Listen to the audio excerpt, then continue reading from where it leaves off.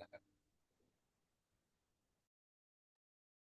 Oke, eh Bismillahirrahmanirrahim. Assalamualaikum warahmatullahi wabarakatuh. Alhamdulillahirrahmanirrahim. Pertama-tama mari kita panjatkan puja dan puji syukur atas kehadirat Allah SWT yang pada malam hari ini kita dipertemukan ya teman-teman ya dalam pembelajaran kajian muamalah dasar gitu ya. Semoga ilmu kita pada malam hari ini bermanfaat untuk diri kita dan boleh banget nanti bisa teman-teman sharingkan kepada orang-orang lain ya. Lalu salawat serta salam kita aturkan pada Nabi kita Nabi Muhammad SAW kepada para sahabat, keluarga dan juga umatnya dan semoga nanti kita bisa berkumpul bersama Nabi Muhammad SAW. Oke, teman-teman semuanya, selamat datang di kajian ngaji warrior ya. Insya Allah kita pada malam hari ini akan ngebahas judul kajian ya urgensi fikih muamalah gitu ya. Tadi sudah disampaikan sama Mas Hudan kenapa kita harus belajar muamalah gitu ya karena sangat relate gitu ya dengan aktivitas kita setiap harinya gitu. Nah, jangan sampai aktivitas kita dalam keseharian itu apa namanya miss ya atau tidak sesuai dengan apa namanya tidak sesuai dengan syariat Islam itu. Nah, tapi pada malam hari ini teman-teman ya kita akan belajar ya mengapa penting kita itu belajar fikih muamalah gitu ya. Nah, kalau boleh teman-teman ya aku minta tolong itu mungkin bisa di chat ya. Nah, chat atau ngomong gitu. Eh Menurutnya teman-teman semuanya ya apa ya? Selain yang udah aku sebutkan tadi ya, kenapa kita teman-teman harus belajar fikih muamalah? Ya mungkin dari teman-teman yang lain ada pendapat gitu. Boleh banget bisa disebutkan atau di chat. Kenapa? Ada yang disampaikan?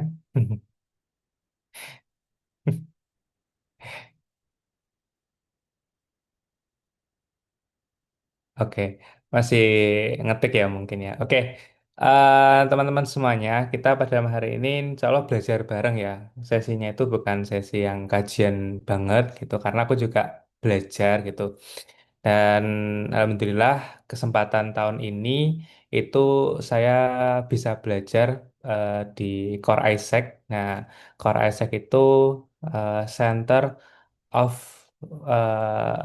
Center of Research Economy Islamic. Nah, yang di mana itu di salah satu apa namanya program, sorry bukan program sih, kursus, bukan kursus juga, sekolahnya ya biasanya gitu, sekolahnya itu ada program yang yang namanya Akademi Konsultan Bisnis Syariah gitu, yang di mana saya tuh belajar bersama Ustadz Dwi Condro dan juga eh apa Ustadz Ali Akbar dan soal beliau itu eh, ekspertas ya di apa namanya di bidang muamalah gitu. Jadi pada malam hari ini kita akan belajar bersama gitu. Kalaupun nanti saya ada miss gitu, mungkin dari teman-teman yang lain bisa menambahkan gitu ya. Kalau misalkan nanti ada pertanyaan yang mungkin saya masih belum bisa jawab, ya nanti saya apa namanya saya apa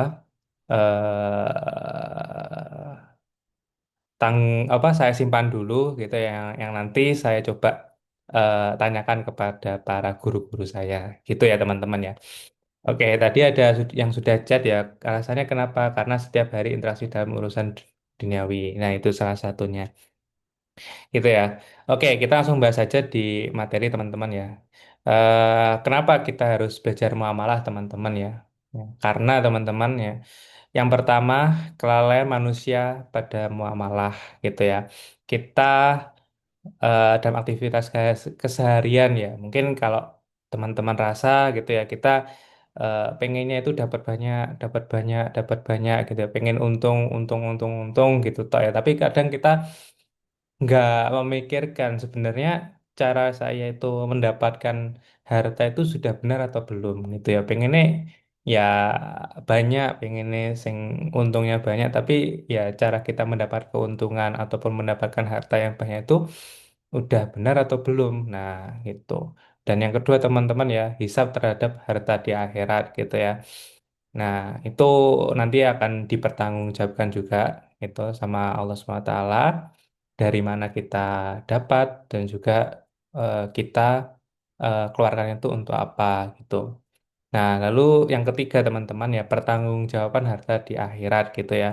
Yang dimana nanti teman-teman apa namanya? Ya, kita tetap juga dipertanggungjawabkan itu ya.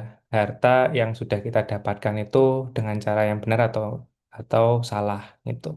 Dan yang terakhir teman-teman ya, cengkraman riba ya, yang dimana kalau kita nanti ya, kalau nanti ada kesempatan kita akan ngebahas riba, yang dimana kalau kita belajar riba itu sebenarnya itu banyak banget apa namanya yang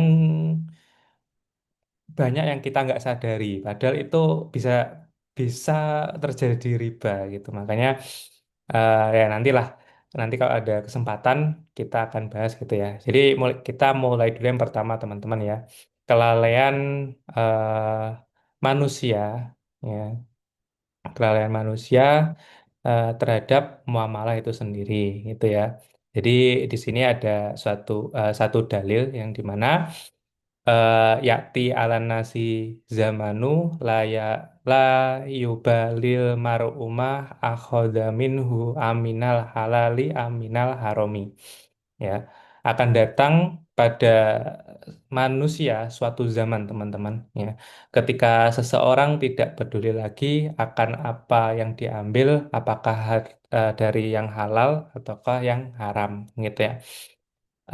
Ya tadi ya, yang saya sebutkan tadi ya, kita itu pengennya itu buahnya, pengen itu dapat harta yang banyak gitu, ya, dapat untung yang banyak, tapi kita lupa, kita nggak memikirkan sebenarnya cara kita itu untuk mendapatkan harta yang halal atau apa cara cara kita mendapatkan harta yang halal itu udah benar atau belum gitu loh. Jadi kita jarang memikirkan ke sana gitu. Pokoknya aku mendapatkan apa yang aku pengen lah gitu ya. Dan katanya guruku teman-teman Ustadz Dwi Condro itu yang ya memang kita rasakan itu memang di zaman sekarang gitu. Padahal Rasulullah itu sudah ini ya sudah apa? Sudah ngomong apa sudah bersabda itu 1400 tahun yang lalu dan kita rasakan di zaman sekarang gitu. Nah, contohnya seperti apa teman-teman ya? Kita apa namanya dalam hal bertransaksi gitu ya, atau dalam kita berbisnis lah gitu ya. Terus pokoknya apa namanya untuk mendapatkan keuntungan tadi ya mungkin apa namanya mungkin ya dengan eh, cara yang kurang pas lah atau ada salah satu rukun dan syarat yang nggak terpenuhi gitu yang akhirnya nanti itu akan menjadi harta yang haram gitu ya. Lalu teman-teman ya, apa buktinya gitu ya. Nah, itu terdapat di surat An-Nisa ayat 29 ya. A'udzubillahi minasyaitonirrajim. Ya ayyuhalladzina amanu la taqulu amwalakum bainakum bil batili illa an takuna tijaratan antara dimminkum wala taqtulu an anfusakum innallaha kana bikum rahima gitu ya. Hai orang-orang yang beriman ya, janganlah kamu saling memakan harta sesamamu dengan cara yang batil kecuali dengan perniagaan yang berlaku dengan suka sama suka di antara kamu, dan janganlah kamu membunuh dirimu, sesungguhnya Allah Maha penyayang kepadamu gitu ya. Nah, kata batil teman-teman ya, itu bisa dibaca batal ya, dan konsekuensinya teman-teman ya itu lebih berat daripada haram ya kata guruku itu. Batal itu apa ya namanya? Ada rukun dan syarat itu yang nggak terpenuhi gitu ya. Jadi kalau misalkan salah satu rukun dan syaratnya itu nggak terpenuhi teman-teman ya, itu apa namanya? Ya ya batal gitu loh. Maka aktivitasnya nanti itu akan menjadi nggak sah semua dan bisa jadi haram gitu. Aku kasih contoh mungkin kayak orang menikah lah ya, gampang. Nggak mungkin teman-teman pernah ngikuti ceramahnya Ustadz Dicondro gitu ya. Ustadz Dicondro itu sering mengibaratkan atau memberikan contoh itu seperti orang menikah gitu. Nah, orang menikah teman-teman apa namanya? Kalau nggak salah ya rukun rukun menikah itu kan apa ada dua mempelai ya laki-laki dan perempuan ada saksi ya terus ada wali dan juga ada ijab dan kabul teman-teman ya tapi kalau salah satu apa namanya rukunnya itu tidak terpenuhi itu ya contoh ya dua mempelai wanita laki-laki dan wanita itu sudah ada gitu ya. Oke, wali sudah ada, lalu saksi saksi itu sudah ada gitu. Tapi ya nggak ada ijab dan kabul gitu ya. Maka teman-teman ya aktivitas pernikahannya itu ketika nanti suami itu memberi nafkah ke istri, terlalu apa suami itu menggauli istrinya gitu ya, itu akan menjadi haram semua gitu dan itu dianggap apa teman-teman ya kalau misalnya itu udah tidur bareng gitu ya itu udah dianggap zina selama-lamanya gitu. Nah, jadi apa namanya? Bahkan kalau mereka punya punya anak pun ya anaknya kan nggak sah juga gitu, kasihan gitu. Makanya penting banget teman-teman kita itu memperhatikan ya nanti apa namanya rukun dan syaratnya itu seperti apa gitu dalam bermuamalah khususnya dalam hal muamalah maliyah juga nanti gitu. Nah, contoh lagi misalkan kayak orang sholat ya. Nah, apa namanya? Kalau misalkan salah satu apa salah satu syarat sholat itu juga tidak terpenuhi ya. Contohnya misalkan nggak suci gitu ya. Nah, apa namanya? Udah dia itu mungkin ya sholat itu bacaannya bagus gitu ya terus khusyuk banget gitu ya tapi ketika udah salam terus bilang ke jamaahnya gitu maaf apa namanya tadi saya belum wudhu gitu kan ya nggak sah gitu ya makanya apa namanya memang syarat apa syarat dan rukun itu menentukan bagaimana nanti kita bermuamalah itu benar-benar sah gitu dan apa namanya ya tadi ya ukuran ukuran benar ya ukuran benar dalam hal apa dalam hal apa sorry ukuran ukuran benar ya ukuran benar itu kalau rukun dan syaratnya itu semua terpenuhi itu. Nah contohnya contohnya dalam rukun sorry syarat sah jual beli ya. Nah objek akadnya itu kan ada 6 yang dimana itu ada barangnya itu harus suci lalu barangnya itu harus dapat dimanfaatkan lalu milik orang yang berakad dan keempat itu dapatnya dapat diserah terimakan, terus barangnya dapat diketahui dengan jelas ya, dan juga salah satunya yang keenam itu barang itu sudah harus dimiliki oleh penjual itu. Jadi apa kalau misalnya salah satu rukun sorry syaratnya itu tidak terpenuhi dalam objek akadnya gitu misalkan penjual itu tidak memiliki barang gitu ya biasanya itu dalam hal praktek kalau ini itu di praktek dropshipper ya itu kita sebagai penjual cuma jual foto tok tapi nggak apa nggak punya barangnya gitu ya maka kalau salah satu syaratnya tadi itu pada objek akad itu tidak sah sorry tidak terpenuhi yaitu barang itu harus milik penjual maka ya kita untuk jual beli tadi itu juga tidak sah gitu lalu selanjutnya teman-teman hisab terhadap harta di akhirat ya. Ini aku langsung baca artinya aja ya teman-teman ya. Kedua telapak kaki seorang anak Adam di hari kiamat ya masih belum beranjak di sisi Tuhannya sebelum ditanya mengenai 5 perkara ya terkait umur, apa yang telah dilakukannya tentang masa mudanya, apa yang telah dilakukannya tentang hartanya, dari mana dia memperolehnya dan untuk apa dibelanjakannya, ya tentang ilmunya, apa yang dia kerjakan dengan ilmunya itu, gitu.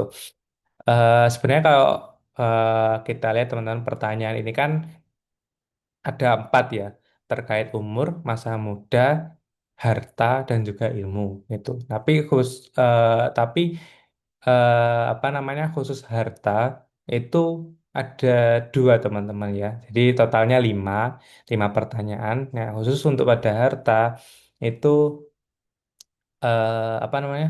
Memang kita itu akan ditanya bagaimana kita cara mendapatkan harta itu dan membelanjakan harta itu untuk apa gitu. Makanya memang harus berhati-hati teman-teman dalam hal kita memperoleh harta gitu ya. Gitu. Dan selanjutnya teman-teman ya, pertanggungjawaban harta di akhirat gitu ya. Ini saya juga langsung apa namanya baca artinya ya, bahwasanya Rasulullah SAW pernah bertanya pada para sahabat, ya, tahukah kamu siapa orang yang bangkrut itu? Ya, mereka menjawab, orang yang bangkrut menurut kami adalah orang yang sudah tidak punya dirham ya atau uang dan sudah tidak punya kekayaan lagi. Maka Rasulullah menjelaskan, orang yang bangkrut dari kalangan umatku adalah orang yang datang di hari kiamat dengan membawa amalan sholat, puasa, zakat, tetapi dia pernah mencaci maki seseorang, menuduh seseorang, memakan harta seseorang, menumpahkan darah seseorang, memukul seseorang ya. Maka akan diambil dari amalan kebajikannya dan dia ambilkan dari kebajikannya.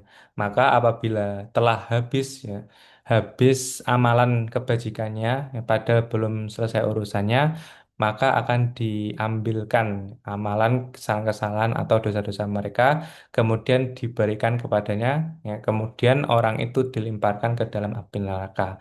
Itu teman-teman. Jadi ya orang yang bangkrut itu yang tadi ya di hari kiamat itu mereka membawa amalan-amalan sholat, puasa, zakat gitu ya udah banyak. Tapi tadi mereka ya pernah mencaci maki seseorang, menuduh seseorang, memakan harta seseorang, menumpahkan darah seseorang, dan juga memukul seseorang gitu.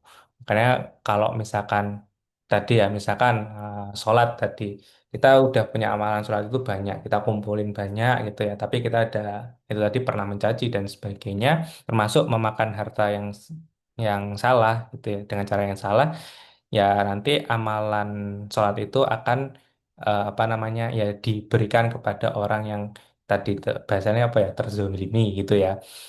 Nah nanti kalau misalkan sholat itu sudah apa sudah habis kan dan dia masih ada kesalahan lagi masuk ke apa puasa dan juga zakat dan itu sampai habis dan nanti kalau misalkan nah, apabila telah habis amalan kebajikannya padahal belum selesai urusannya, ya, maka akan diambil amalan kesalahan-kesalahan atau dosa-dosa mereka gitu ya. Kemudian diberikan kepadanya.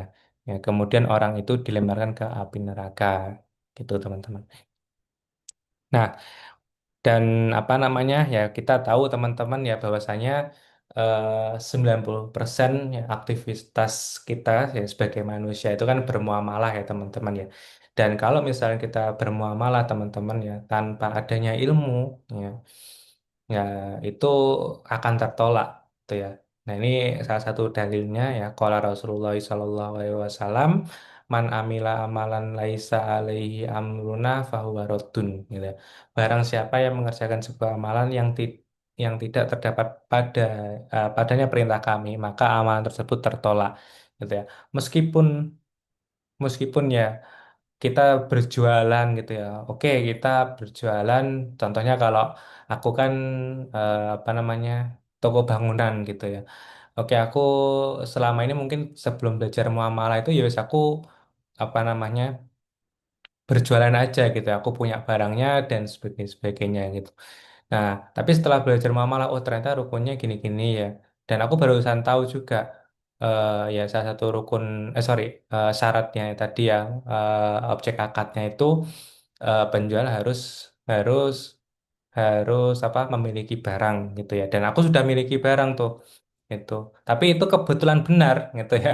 Jadi kebetulan benarku itu karena tadi tidak belajar dan tidak memiliki ilmu atau aktivitasnya tadi itu tidak berlandaskan ilmu ya. Nah, itu akan ya tetap tertolak ya. Jadi memang harus semua itu ada ilmunya gitu step by stepnya gitu dan apa namanya seluruh aktivitas muamalah kita itu itu memang terikat dengan hukum syariat gitu jadi ada aturannya itu teman-teman dan yang ini ya teman-teman untuk selanjutnya cengkeraman riba teman-teman ya dan kita rasakan teman-teman sebagai umat Islam ya kalau kita apa ya bertransaksi itu ya kayak nggak tenang ya kayak nggak tenang ya ya karena umat Islam sekarang itu ya tercengkram riba gitu ya teman-teman dan uang atau harta yang kita ada ribanya itu tidak dapat digunakan gitu ya jadi ini ada 4 dalil sekaligus ya terkait cengkraman riba teman-teman ya ya apa ini aku coba bacain teman-teman eh ya'ti alan nasi zamanu yakulu nariba faman lam yakulhu asobahu min hubarihi ya akan datang pada manusia atau suatu zaman ketika semua manusia memakan riba siapa saja yang berusaha tidak memakannya maka dia tetap terkena debu-debunya riba ya apa namanya kalau kita kerasa ya kita udah menghindari itu transaksi-transaksi ribawi gitu ya mungkin apa namanya kita udah berusaha tidak utang ke bank gitu ya. Tapi ketika kita menabung di bank kita dikasih bunga gitu ya ya itu pun tanpa tanpa persetujuan kita udah ya kalau mungkin kita di apa nah di pembukaan rekening itu ada ya syarat-syaratnya ya. Tapi kita nggak terlalu baca gitu. Tapi kan apa ya itu kita nggak mau ngambil tapi tetap dikasih terus ya kayak gitu ya terus ya besarnya dosa riba teman-teman ya qala Rasulullah sallallahu alaihi wasallam eh, dirham riba yakulhu rajulu wa huwa ya'lamu asyaddu min sitatin wa salasin na wa salasina zanyatan jadi 1 dirham riba ya, yang dimakan seseorang dan dia mengetahui bahwa itu riba, maka itu lebih berat daripada 36 kali berzina. Itu teman-teman ya. Dan tingkatan dosa riba teman-teman ya, ariba salah satu wasab wasab unababan aisaru hamithlu an yan kiharojulu ummah ya. Jadi riba itu mempunyai 73 pintu teman-teman. Pintu dosa ya. Sedang yang paling ringan itu seperti seorang laki-laki yang menzinai ibu kandungnya sendiri gitu ya. Itu yang paling ringan teman-teman ya. Kayak aku nggak tahu juga nggak kebayang ya yang ke-73 itu dosanya itu seperti apa gitu ya. Wong dosa dosa yang paling ringan aja itu seperti menzinai ibu kandungnya sendiri dan nggak kebayang juga kalau berzina sama ibu kandung sendiri itu seperti apa gitu ya. Jadi ya ya naudzubillah ya semoga kita terhindar dari dosanya riba gitu ya. Dan yang terakhir teman-teman ya ancaman paling berat ya dari riba teman-teman ya. Nah, orang-orang ya yang kembali mengambil riba ya, maka orang itu adalah penghuni neraka dan mereka itu kekal di dalamnya. Gitu teman. Jadi kita udah tahu ya kalau apa namanya riba itu memang apa nggak boleh gitu ya. Dan kita tahu ya dan kita mengambilnya maka teman-teman ya kita apa namanya ya kita akan termasuk ya orang penghuni neraka dan kekal di dalamnya gitu teman-teman dan ya macam-macam teman-teman kalau kita pelajari spesifik riba itu ya ada yang terjadi karena jual beli dan ada yang terjadi karena kompensasi pertambah apa kompensasi waktu gitu. Jadi macam-macam jenisnya dan kalau kita nggak belajar mulai sedini mungkin gitu ya apalagi kalau ini teman-teman SMK gitu ya yang nanti pastinya apa kerja gitu ya, atau kayak kuliah lah itu kalau kita nggak belajar muamalah dari sekarang gitu ya ya ya wallahu alam juga gitu apa namanya ya aktivitas kita apa nggak akan tahu yang yang benar yang mana yang salah itu yang mana jadi saranku juga sedini mungkin kita belajar apa namanya belajar terkait muamalah gitu ya. Apalagi nanti kalau misalkan kita kebutuhan untuk kerja atau bahkan kalau yang laki-laki terkait mengambil apa mengambil nafkah, sorry, kewajiban untuk mencari nafkah gitu ya. Kalau kita tadi tidak memahami muamalah gitu ya, ya jangan sampai keluarga kita nanti eh, kita dipertanggungjawabkan kita memberikan harta-harta atau mencarikan nafkah itu dengan cara yang haram gitu ya. Karena kalau salah satu hadis yang pernah saya pelajari itu kan setiap diri kita kan adalah pemimpin ya dan setiap diri kita akan diminta pertanggungjawaban gitu. Seorang laki-laki itu akan diminta pertanggungjawaban atas keluarganya, lalu perempuan akan diminta atas pertanggungjawaban atas rumahnya dan sebagainya itu. Makanya ya jangan sampai salah satunya kita meninggalkan belajar muamalah gitu teman-teman. Dan solusinya seperti apa gitu ya agar kita tidak eh apa agar tidak tercengkram riba dan sebagainya tadi yang udah kita pelajari teman-teman ya, yaitu mengikuti aturan agama ya, bukan hawa nafsu itu ya teman-teman ya. Jadi di sini ada dalil tsumma ja'alnaka ala syariatin syariatin minal amri fattabi wa walatattabi ahwa alladzi nala ya'lamun gitu ya. Surat Al-Jathiyah ayat 18 ya. Kemudian kami jadikan kamu berada di atas suatu syariat atau peraturan dari urusan agama itu, maka itu ikutilah syariat itu dan janganlah kamu ikuti hawa nafsu orang-orang yang tidak mengetahui gitu ya. Jadi, nah ini karena ini ada salah satu materi apa namanya materi bisnis gitu ya teman-teman ya, yang saya ambil juga dari kelas konsultan itu. eh jadi jangan kita itu belajar bisnis itu kepada orang yang tidak mengetahui ilmu agama gitu ya. Karena bisa terjadi ya tadi akad transaksi yang batal, terjadi riba dan sebagainya kayak gitu. Maka kembalikan lagi teman-teman kita ketika kita berbisnis ataupun bermuamalah ya kembali lagi kita itu mengikuti syariat gitu ya, bukan hawa nafsu gitu. Dan yang kedua teman-teman, ya, kita bertakwa kepada Allah gitu ya. Salah satu solusinya juga. Nah, janji Allah teman-teman ya terdapat di surat At-Tolak ayat 2 sampai 3 ya. Wa may yattaqillaha yaj'al lahu makhraja wa yarzuqhu min haitsu la yahtasib wa man yatawakkal 'ala Allah fahuwa hasbuh gitu ya. Barang siapa yang bertakwa kepada Allah, niscaya dia akan mengadakan baginya jalan keluar dan memberinya rezeki dari arah yang tidak disangka-sangka gitu ya. Dan barang siapa bertawakal eh, kepada Allah, niscaya Allah akan mencukupkan keperluan kita lah, gitu ya. Jadi itu ya teman-teman ya. Kalau kita bertakwa kepada Allah, insya Allah teman-teman sesulit apapun kondisi ekonomi kita gitu ya. Ya sekarang kan kita tidak pasti ya ekonomi itu. Nah, apa namanya? Ya, kalau kita nanti bertakwa kepada Allah, insya Allah itu Allah akan memberikan banyak solusi lah, gitu ya. Contohnya kalau misalkan kita mau buka bisnis, gitu ya, kita mau buka bisnis, tapi kita apa bingung modalnya dari mana, gitu ya. Nah, kalau dulu referensiku memang masih ke bank juga, referensiku karena orang-orang lingkunganku itu ya masih itulah orang-orang desa juga solusinya itu ke bank gitu.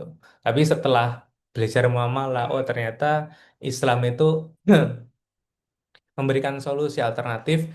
eh, kita bisa bersirkah, kita bisa menggunakan akad kerjasama bisnis dalam Islam itu yang namanya sirkah tadi gitu ya. Terus kalau misalkan kita masih pemula gitu, kita nggak punya modal juga, tapi kita mau coba untuk berbisnis gitu ya, kita bisa pakai akad makelar kayak gitu ya. Jadi banyak banget solusi-solusi dalam Islam itu kalau kita mau untuk belajar agama gitu teman-teman. Ya itu yang aku rasakan juga ketika belajar muamalah gitu. Jadi ada aja solusinya itu ketika kita sedang bingung gitu. Dan insya Allah Allah akan memberikan rezeki yang tidak disangka-sangka ya, dan barang siapa bertawakal kepada Allah, niscaya Allah akan mencukupkan keperluan kita gitu teman-teman. Dan solusi yang terakhir teman-teman ya, bermuamalah dengan benar dan amanah gitu ya. Nah, ini ada dalil ya. Para pedagang atau pembisnis yang benar atau jujur, yang amanah gitu ya, akan dibangkitkan di hari kiamat bersama para nabi, siddiqin dan syuhada. Ya, teman, kalau tadi ya kita apa berbisnis gitu ya dengan cara yang benar ya, jujur, caranya itu sesuai dengan syariat gitu ya dan amanah, dan insya Allah teman-teman, kita di hari akhir nanti kita dikumpulkan bersama para nabi, siddiqin, dan juga para syuhada. Dan itu bukan janji saya ya, itu insya Allah janji dan udah pasti itu janji dari Rasulullah SAW. Itu teman-teman. Jadi semangat buat belajar muamalah. Itu. Itu aja teman-teman dari saya. Kurang lebihnya mohon maaf. Saya kembalikan ke MC. Assalamualaikum warahmatullahi wabarakatuh. Waalaikumsalam warahmatullahi wabarakatuh. Terima kasih banyak Mas Adin atas ilmu.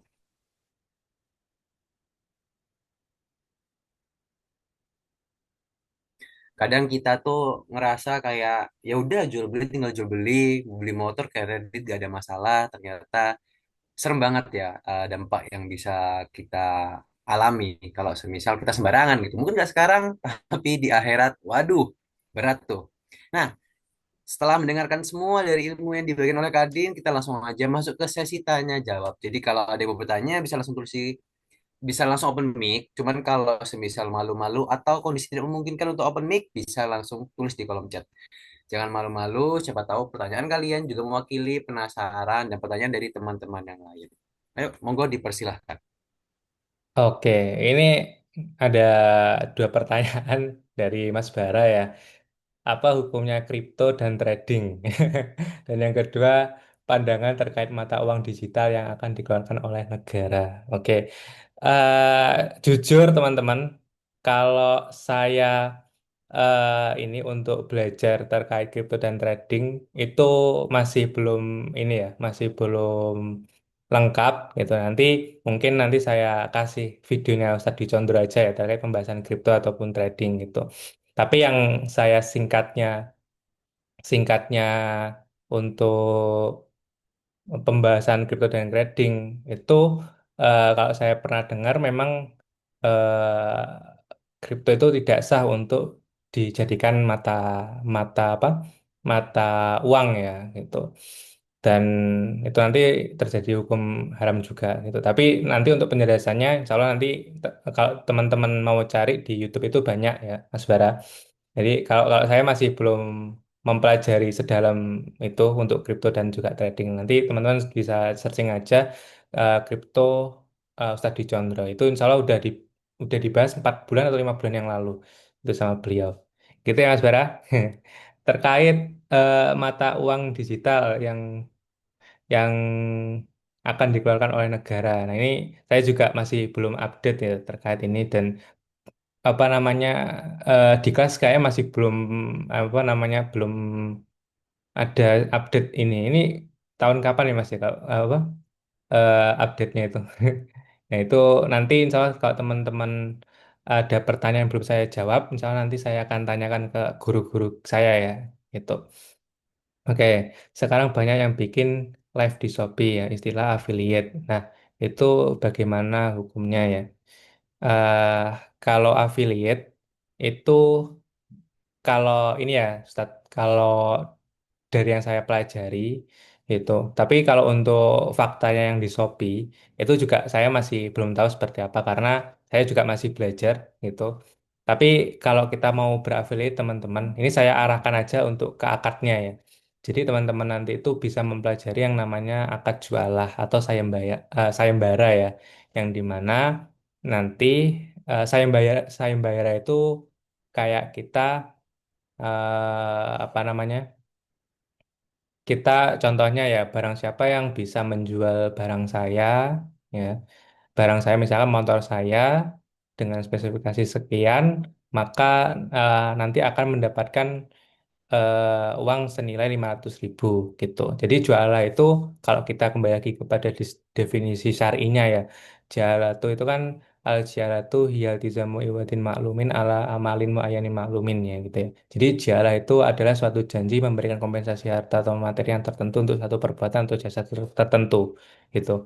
Dan apa namanya dalam rukun dan syaratnya itu kalau nggak salah ya nanti saya coba cek lagi. Tapi Ustadz juga apa namanya bisa cari juga di YouTube gitu pembahasan terkait jualah atau affiliate gitu ya. Nah, itu memang untuk lafadz yang nanti disampaikan oleh orang yang apa namanya? Orang yang menyayembarakan, nah itu harus jelas. Itu misalkan apa tadi ya? Barang siapa yang bisa bisa menjual barang saya gitu. Barang saya apa motor misalkan gitu ya. Maka akan mendapat kompensasi apa namanya 100.000 atau berapa ratus ribu gitu. Nggak boleh. Contohnya kayak kadang kita itu kan ini, barang siapa yang bisa mendapatkan dompet saya yang hilang di Jalan Suhet misalkan akan mendapatkan kompensasi yang setimpal gitu ya. Nah itu, nggak boleh sebenarnya harus harus jelas juga kompensasi yang didapatkan itu berapa gitu sih. Nah itu apa pembahasan seputar akad sedikit akad jualah ya tadi ya. Jadi nanti tapi untuk spesifikasi ke Shopee-nya, nah saya jujur masih belum mendalami fakta itu seperti apa dan ya nanti coba saya juga tanyakan ke guru-guru saya gitu. Nah terkait beli emas digital bagaimana? Nah emas itu teman-teman kalau kita kembali lagi pada dalil ya. Nah, ini kalau ini sudah dipelajari di kelas. Nah, emas digital itu kalau kita kembalikan lagi kepada dalil ya, dalil itu ada yang mengatakan emas dengan emas, terus apa? Emas dengan emas, kurma dengan emas, kurma, jumawa dengan jumawut, perak dengan perak, terus garam dengan garam, lalu ada enam barang ribawi ya. Jadi emas, perak, gandum, jemawut, kurma, garam. Nah itu memang harus kontan dan harus apa namanya harus setimbang sama takarannya gitu ya. Nah kalau misalkan barangnya itu, jadi itu 6 ke 6 barang ini tuh termasuk barang-barang ribawi gitu ya dan di situ ada hadisnya gitu.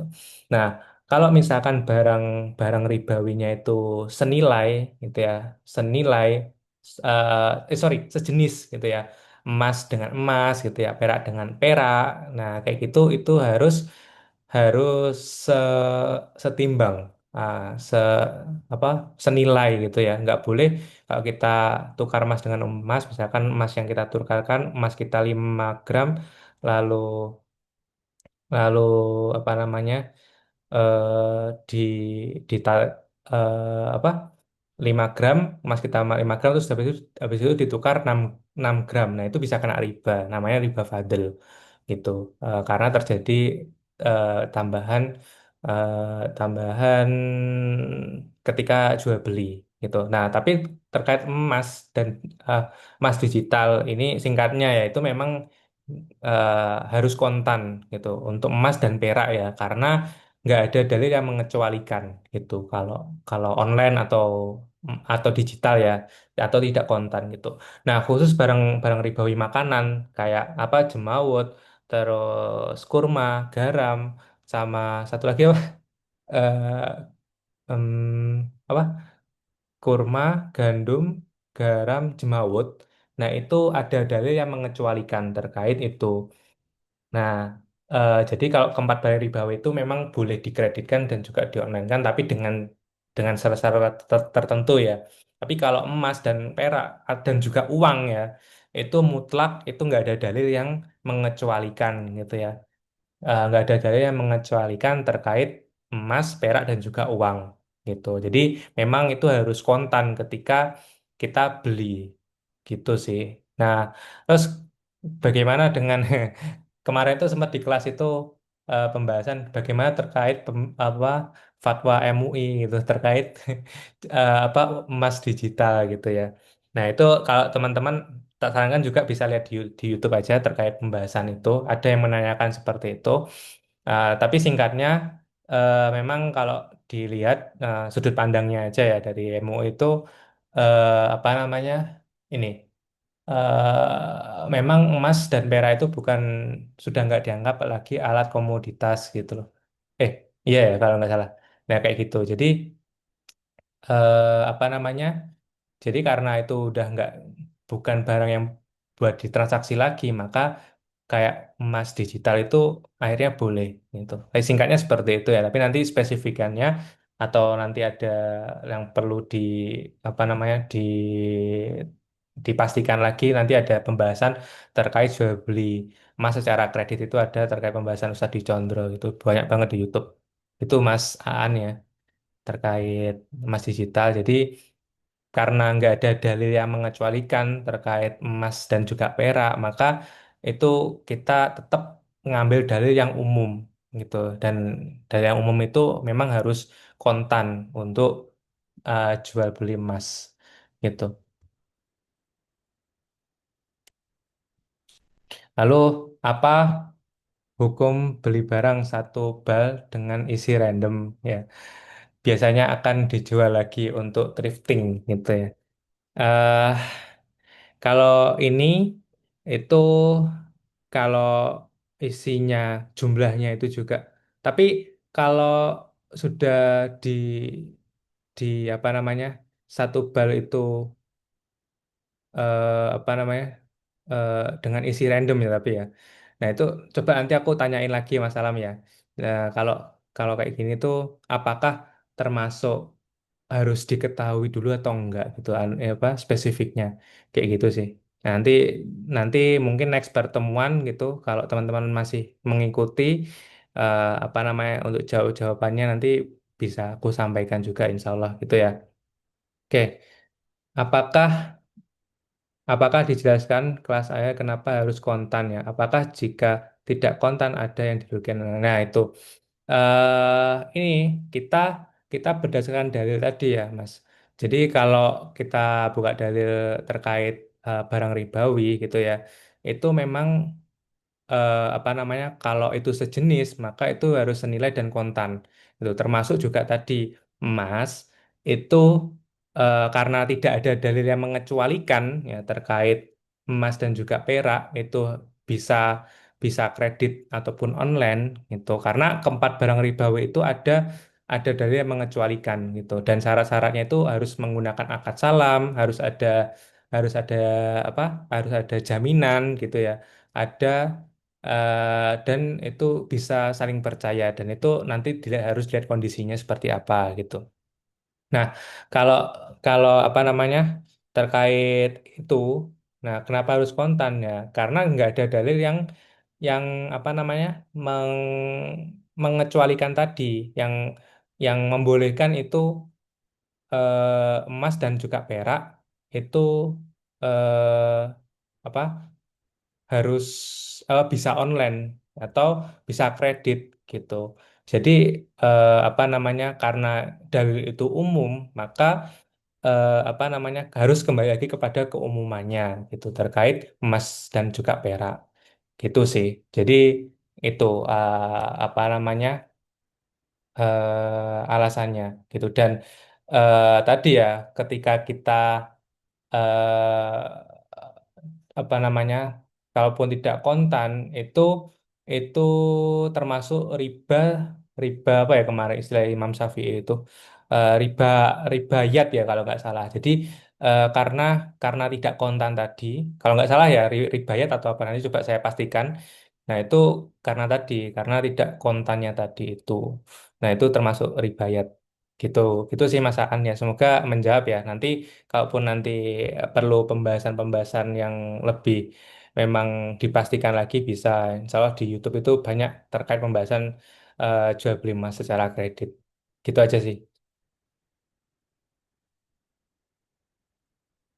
oke ada lagi pertanyaan untuk teman-teman yang belum terjawab insya Allah saya tanyakan dulu ya ke guru saya seperti apa kayak gitu karena saya juga masih belajar dan kita di sini boleh banget kalau teman-teman ada ada ilmu yang bisa disampaikan, boleh banget bisa ditambahkan atau diverifikasi atau kita sharing-sharing juga boleh. Itu sih. Oke, ada pertanyaan lagi? Atau saya kembalikan lagi ke MC Izin ya, Mas? menambahkan, Oh ya, boleh Mas. Mas. Silakan. Bismillahirrahmanirrahim. Assalamualaikum warahmatullahi wabarakatuh. Ya, jadi kalau misalnya terkait ini tadi dalilnya sudah sangat jelas dan qot'i ya. Jadi Hmm. terkait yang ini menanggapi yang emas tadi, Mas Hmm. Adit. Ya, tadi itu Monggo, luar monggo. biasa jawabannya berdasarkan dalil. Kalau saya, kalau gaya Ferry Irwandi itu berdasarkan rasional ya. Jadi kan kalau di ayatnya itu kan disuruh yadan bin yadin ya, harus dari tangan ke tangan.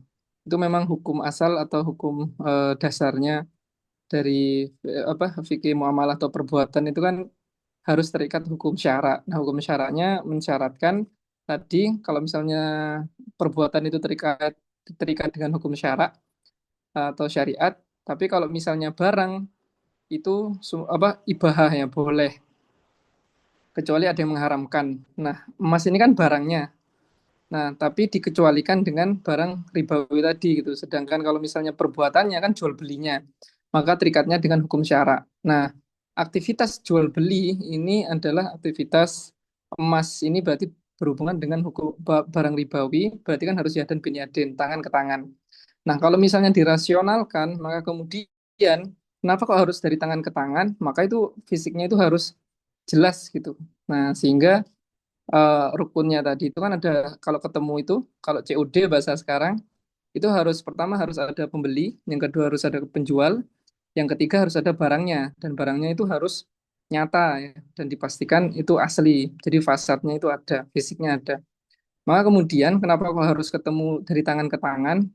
Maka pembeli nanti mengeluarkan biayanya, dananya, barang ribawi yang senilai, penjual nanti menjual memberikan barangnya, khususan ini barang ribawi.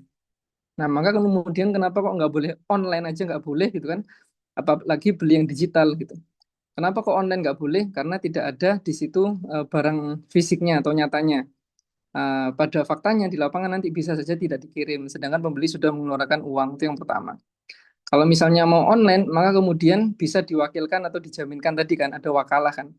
Berarti siapa yang membeli itu tetap dari pada fakta di lapangan nanti tetap tangan ke tangan ya dan Biniadin. Tapi diwakilkan sebagai wakalah. Nah itu maka kemudian menjadi boleh hukumnya sah kan seperti itu. Nah kenapa kok emas digital tidak boleh? Nah ini karena apa? Karena emas digital itu kembali lagi yang kita keluarkan itu nyata pasti, tapi emas yang kita dapatkan itu tidak nyata, alias digital. Sedangkan emas ini adalah barang ribawi yang harus ada faktanya itu ya, ada fisiknya. Nah, emas digital itu apa landasannya gitu. Nah, kalau misalnya emas emas digital ini ada dua kemungkinan. Maka kemungkinan yang pertama adalah emasnya nanti bisa dicairkan bentuknya emas, ataukah nanti bentuknya kembali lagi ke uang, maka kembali lagi tidak ada emasnya. Kemungkinan kedua yaitu adalah memang benar-benar tidak ada emasnya. Maka kemudian gamenya kapitalis ya itu adalah membuat seakan-akan kita bisa melakukan cicilan emas atau kita bisa memiliki emas secara digital. Yang pada faktanya emasnya fisiknya ini nggak ada gitu. Nah saya pernah dengerin kajiannya Ustadz Adi Hidayat ya terkait underlying. Jadi boleh mengeluarkan al-warok atau uang kertas ini berdasarkan underlying. Yang underlying itu adalah dasar dari mengeluarkan uang gitu. Mencetak uang. Nah, dulu Amerika gitu ya atau pencetak uang ini dulu memang berlandaskan emas. Kalau riset Ustadz Adidat seperti itu. Nah, tapi di tahun sekian itu sudah tidak berdasarkan emas sehingga apa? Mencetak uang itu bisa seenaknya, sebebasnya. Maka kemudian sehingga terjadi inflasi harga barang atau deflasi nilai rupiahnya atau ya. Nah, maka kemudian sebenarnya yang value-nya tetap itu tetap emas dan perak karena memang barang ribawi yang sudah dijamin. Bahkan kemudian Rasul menyampaikan nanti di akhir zaman itu akan kembali kepada perniagaan emas dan perak, dinar dan dirham kan seperti itu. Nah, jadi sudah bisa dipastikan kalau emas digital itu tidak ada emasnya secara fisik. Ya, entah di sana ada emasnya atau tidak, tapi pada faktanya yang kita transaksikan itu bukan emas, tapi yang kita transaksikan itu adalah saldo dan juga teks kita punya emas sekian gram. Tapi kita tidak pernah memegang emas sekian gram. Nah, itu yang tidak diperbolehkan karena memang nanti mudorotnya adalah kerugiannya adalah bisa jadi emasnya nggak ada gitu. Jadi sama aja sekarang mencetak uang tapi tidak ada underlyingnya. Maka Bitcoin itu kan kripto itu katanya tidak boleh karena memang nggak ada underlyingnya atau emas sebagai tolak ukur pengeluaran Bitcoin karena itu adalah angka 10 gitu. Karena itu buatan manusia, kalau emas ini buatan Allah, ketika buatan manusia itu scam, sudah bisa dipastikan kerugian atau mudaratnya itu untuk milik semua yang bertransaksi di dalamnya. Tapi kalau emas, ketika emasnya itu fisik dan fisik itu bisa didapatkan secara ya dan binyadin, ketika umat ini bertransaksi, maka karena itu ciptanya Allah, maka ada fisiknya ya, maka tahun berapapun ya, di zaman apapun, 1 dinar itu sama dengan 1 ekor kambing gitu. Jadi 1 dinarnya bukan 1 dinar emas digital, karena kambingnya bukan kambing digital. Tapi 1 dinarnya itu 1 dinar beneran ya, bisa dihitung, bisa ditimbang 4,25 gram emas. Sehingga sudah dipastikan ada kambingnya itu bisa ditransaksikan di situ. Jadi kalau saya tambahannya kurang lebih seperti itu. Kalau kemarin saya menyampaikan ulang aja dari Ustadz Adi Hidayat, dengar kajiannya dari YouTube, nanti bisa dicari terkait emas dan eh, apa namanya itu digital currency. Gitu sih mungkin Mas Adin ya, tambahan sedikit. Yang ngapunten dari saya. Oke, siap Mas. Oke, syukran Mas untuk tambahannya itu. Dan mungkin salah satu juga ya Mas, solusi gitu. Solusi kalau misalkan mau beli emas yang secara tidak kontan itu tadi ya bisa menggunakan akad wakalah gitu. Nah, ini sedikit tambahan dari saya. Jadi kita itu kita itu beli emas itu kita diwakilkan oleh orang lain yang itu memang benar-benar COD di toko emas yang atau orang yang jual emas itu yang di daerahnya itu beda sama kita gitu. Tapi memang nanti untuk pembayarannya itu ketika eh, si kalau yang pernah saya tanyakan juga ya itu ketika apa namanya si yang COD tadi wakil kita itu benar-benar itu udah megang emasnya gitu, baru nanti kita transfer ke wakilnya gitu. Bisa juga nanti kalau nggak salah ya, tapi nanti aku coba verifikasi lagi itu apa namanya. Nanti kalau emasnya itu sudah memang itu orang-orang yang di sana itu misalnya saudara kita lah udah ketemu sama orang yang jual emasnya gitu ya. Nah, itu nanti apa namanya oh, kita mentransfer uangnya itu ke saudara kita, habis itu saudara kita nanti apa namanya langsung membayarkannya di sana. Jadi kontannya itu langsung di sana gitu, di lokasi saudara kita gitu. Nah, kalau misalnya kita transfer ke toko emasnya itu, nah itu kalau nggak salah kemarin itu ini eh kita tuh bisa transfer, tapi akadnya itu bukan jual beli. Kita tuh menitipkan dulu uang kita di toko emasnya atau orang yang jual emas, baru apa namanya nanti kalau misalkan itu udah cocok dan sebagainya dan itu terjadi jadi jual beli, maka itu status yang tadi menitipkan itu apa namanya ini menjadi tadi itu jual beli kayak gitu sih. Jadi eh apa namanya? Itu salah satu opsi kalau misalkan kita memang mau mau beli online, sorry, mau beli online, mau beli emas tapi ya itu ya jauh jaraknya dan sebagainya, kita bisa diwakilkan gitu. Nah, saya tuh pernah lihat itu di toko emas itu ada yang apa namanya, yang mereka tuh juga ada jasa ininya, wakalahnya ya, perwakilan gitu juga ada kayak gitu sih. Jadi ya bisa menggunakan perwakilan gitu, gitu sih Mas. Oke. Pertanyaan terakhir ya mungkin.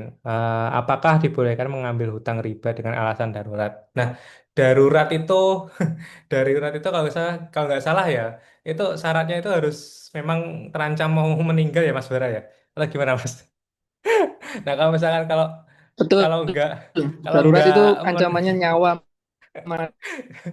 kalau misalkan keadaannya itu nggak mengancamkan nyawa kita, nggak sampai kita mati, toh kalau misalkan kita masih punya tetangga, ya kita nggak usah ngambil hutang riba. Tapi memang tetangganya itu juga harus paham ini ya, itu kayak utang piutang ya. Maksudnya nggak jangan jangan ada ribanya juga gitu loh. Maksudnya jangan sampai lah kita misalkan kalau keadaan kita mau mau meninggal gitu, terus apa eh, ya itu tadi karena takaran apa darurat itu harus meninggal gitu. Tapi kalau selagi kita itu tadi apa mau pinjem teman saudara itu ya ke sana lah gitu loh. Gitu sih opsinya ya. Jangan sampai utang utang bank lah yang jelas itu ada riba.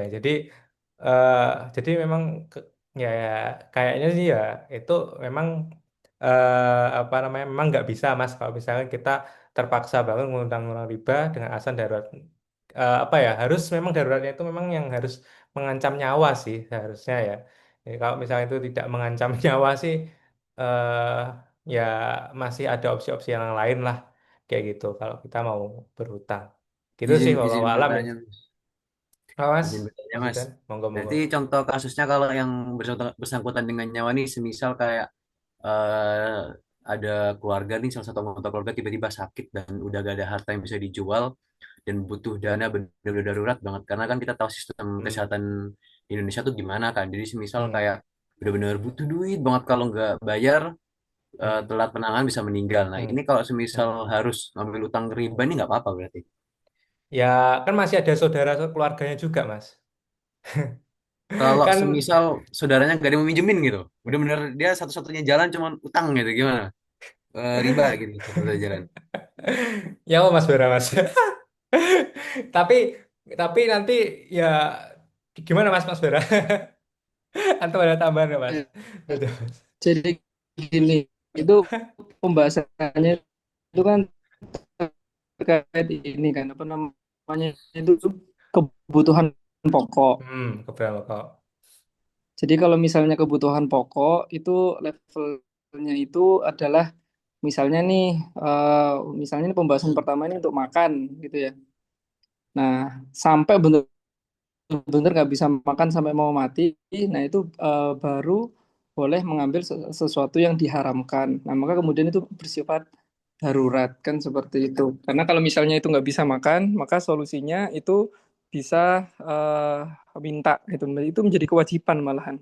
Dan yang memberikan itu juga mendapatkan pahala gitu kan kalau misalnya terkait eh, minta gitu ya. Tapi kalau misalnya berhutang pun ya maka kemudian kalau misalnya itu kebutuhannya itu untuk kebutuhan pokok, maka yang memberikan ini wajib untuk menghutangi kan kayak gitu. Karena itu untuk makan biasanya gitu, bisa mengancam nyawa. Tapi kalau misalnya di ekosistem hari ini, ekosistem kapitalis, itu memang yang orang pikirkan itu adalah keadaan darurat itu, misal nggak punya motor gitu ya, nah itu darurat gitu ya, nggak punya mobil kendaraan itu jadi darurat, akhirnya leasing, nggak punya rumah, akhirnya daruratnya KPR. Itu sebenarnya bukan kondisi darurat karena tidak berhubungan langsung dengan nyawa, sehingga apa? Sehingga sifatnya itu adalah darurat standar manusia, bukan darurat standar Allah. Karena kalau misalnya di kondisi ideal, gitu kan, kalau di kondisi ideal, ketika satu orang itu tidak bisa makan atau satu individu nggak bisa makan sehingga nyawanya terancam, maka kemudian yang terdekat ya tetangganya itu wajib menolong. Kalau misalnya tetangganya nggak bisa menolong, maka kemudian saudaranya itu wajib menolong. Kalau saudaranya nggak bisa nolong, maka kemudian sampai levelnya itu seharusnya itu levelnya memang negara ya. Negara itu memang harus bisa menolong. Nah kalau misalnya negara itu kondisi ada baitul mal, sebenarnya itu dari baitul mal. Tapi kalau misalnya dari baitulnya malnya nggak ada, maka itu kewajiban seluruh umat muslim. Karena levelnya itu kan untuk jaminan individu itu memang dari eh, negara terlebih dahulu, baru umat muslim. Nah, umatnya itu adalah tadi yang disampaikan di awal. Nah, tapi terkait tadi itu terkait penyakit ya, maka kemudian levelnya itu adalah ikhtiarnya itu didampingi dengan tawakal. Nah, insya Allah yang miliknya Allah gitu ya. Nah, apabila seseorang itu memang benar-benar taat dan takwa kepada Allah gitu, kemudian tidak mengambil riba sedikit pun, itu insya Allah pertolongan dari Allah itu hadir gitu ya. Dan bisa itu harus diyakini dengan keimanan. Keimanan dalam artian gini, meninggalkan sesuatu karena Allah itu mendapatkan pahala, dan melakukan sesuatu karena Allah gitu ya dan memiliki ilmu itu juga pasti mendapatkan pahala. Kalau case-nya tadi itu adalah terkait penyakit gitu ya, maka kemudian banyak hal dilakukan ya kalau misalnya memang memang kata Allah itu memang belum waktunya gitu kan, belum waktunya ya nanti pasti pertolongan Allah itu ada gitu. Jadi ada salah satu contoh Ustadz itu namanya Ustadz Fatih Karim gitu ya. Istrinya itu mau mau melahirkan ya, dan tidak punya dana sepeser pun ya. Sedangkan waktu itu harus ada biaya kalau nggak salah sekitar 17 juta atau sekian gitu. Nah, uh, kan ini yang terancam nyawa ibunya gitu ya dan anaknya gitu ya. Apalagi nggak bisa pulang kan kalau tidak tidak menebus itu kan. Nah, case-nya adalah pada saat itu Ustadz Fatih Karim benar-benar tawakal sama Allah gitu, tidak mau mengambil riba sedikit pun. Nah, ketika pulang dan mau nego, mau bayar ke kasir, maka kemudian sama kasirnya tadi nggak boleh bayar. Kenapa kok nggak boleh bayar? Karena sebelum biaya gitu ya untuk melunasi semua eh, semua apa namanya biaya yang dikeluarkan untuk rumah sakit. Wasilahnya hanya dari bapak-bapak itu tadi. Sampai sekarang Ustadz Fatih Karim itu nggak tahu bapak-bapak itu siapa kan kayak gitu. Kalau misalnya standar akal manusia maka mengira solusinya sudah pasti riba gitu ya. Tapi kalau misalnya masih punya kendaraan jual kendaraan, punya mobil punya jual mobil, rumah jual rumah, ya punya saudara utang ke saudara. Jadi riba itu kan adanya tambahan hutang. Tapi kalau misalnya berhutang kepada siapapun sebesar apapun itu gitu ya. Tapi kalau misalnya nggak ada ziyadah atau tambahannya, nah maka ini menjadi boleh sebenarnya kan seperti itu. Nah tinggal nanti kesepakatan kewajiban untuk membayar. Karena hutang itu harus tetap dibayar. Itu ya menjadi wajib itu sunat itu kan karena Rasul dulu juga pernah berhutang. Nah itu bukan menjadi wajib itu kalau misalnya levelnya itu sudah mengancam tadi gitu.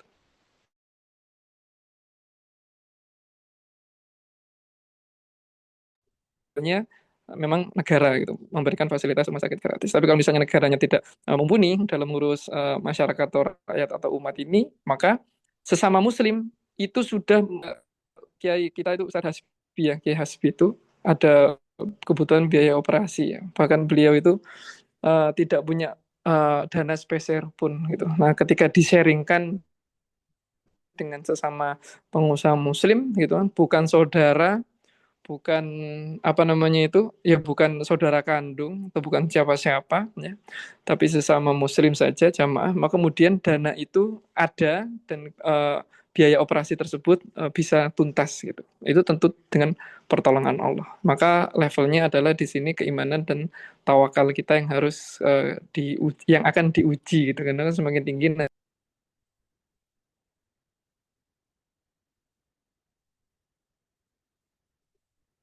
Oke, udah Mas ya, suara. aman. Oke, oke, itu aja ya teman-teman ya. Insya Allah untuk pertanyaan-pertanyaan yang belum terjawab ya kita apa namanya kita keep dulu gitu. Insya Allah nanti kita apa namanya jawab di pertemuan selanjutnya kalau insya Allah teman-teman mengikuti lagi ya. Itu Mas Udan saya kembalikan ke antum. Oke, terima kasih atas jawaban dari pertanyaan saya dan juga teman-teman untuk Mas Adin dan juga Mas Bara ya. Tadi di Mas Bara juga. Oke, teman-teman semua, kita sudah sampai di penghujung acara. Terima kasih untuk Mas Adin atas ilmu yang diberikan. Juga buat teman-teman yang sudah bersedia untuk menyisakan waktu malam ini dan hadir menyimak dari awal sampai akhir. Semoga apa yang kita dapatkan hari ini bermanfaat, bisa kita amalkan, Amin. dan jadi bekal kebaikan buat kita Amin. semua. Saya terus mengingat bahwa harus berhati-hati dalam jual beli, karena kita tidak tahu dosa apa yang menjegal kita nanti di akhirat. Alhamdulillah. Oke, seperti biasanya, jangan lupa untuk kita tutup doa dengan kita tutup kajian malam ini dengan doa kafaratul majelis. Subhanakallahumma wa Bismillahirrahmanirrahim. bihamdik. Subhanallah bihamdika asyhadu an la ilaha illa anta astaghfiruka wa atubu ilaik. Terima kasih semuanya, teman-teman dan juga pengisi. Wassalamualaikum warahmatullahi wabarakatuh. Waalaikumsalam warahmatullahi wabarakatuh. Syukran teman-teman. Ya, wallahu alam. Assalamualaikum warahmatullahi wabarakatuh.